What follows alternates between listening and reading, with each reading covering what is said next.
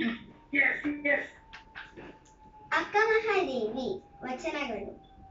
ಅಕ್ಕಮಹಾದೇವಿ ಕನ್ನಡದ ಮೊದಲ ಮಹಿಳಾ ಕವಿಯತ್ರಿ. ಇವರ ಅಂಕಿತ ನಾಮ ಚನ್ನಮಲ್ಲಿಕಾರ್ಜುನ.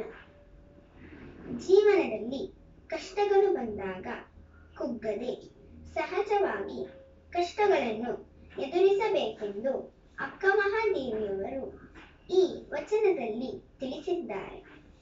ಬೆಟ್ಟದ ಮೇಲೊಂದು ಮನೆಯ ಮಾಡಿ ಮನಗಳಿಗಂಜಿಸದೆಂತಯ್ಯ, ಸಮುದ್ರದ ತಡೆಯಲೊಂದು ಮನೆಯ ಮಾಡಿ ನೊಣತೆರೆಗಳಿಗಂಜಿಸದೆಂತಯ್ಯ, ಸಂತೆಯೊಳಗೊಂದು ಮನೆಯ ಮಾಡಿ ಶಬ್ದಕ್ಕೆ ನಾಚಿದಡೆಂತಯ್ಯ, ಚನ್ನಮಲ್ಲಿಕಾರ್ಜುನ ದೇವ ಕೇಳಯ್ಯ. ಲೋಕದೊಳಗೆ ಹುಟ್ಟಿದ ಬಳಿಕ ಸುತಿ ನಿಂದನೆಗಳು ಬಂದಡೆ ಮನದಲ್ಲಿ ಕೋಪವ ತಾಳದೆ ಸಮಾಧಾನಿಯಾಗಿರಬೇಕು. ಬದುಕಿನ ಸಾರ್ಥಕತೆಯ ಬಗ್ಗೆ ಅಕ್ಕಮಹಾದೇವಿಯವರು ಹೇಳುವ ವಚನ.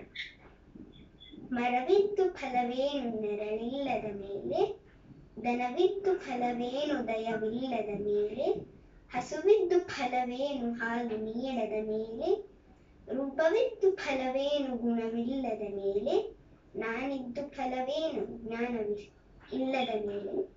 ಚನ್ನಮಲ್ಲಿಕಾರ್ಜುನ. ಧನ್ಯವಾದಗಳು. Super. Excellent, excellent. Too good, too good. Very good. Thank Okay. you. Very good.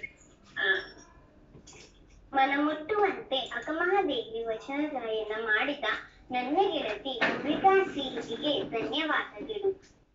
ಮುಂದಿನ ಕಾರ್ಯಕ್ರಮ ಜಾನಪದ ಗೀತೆಗೆ ಮಾಡಲು ಬರುತ್ತಿದ್ದಾಳೆ ನನ್ನ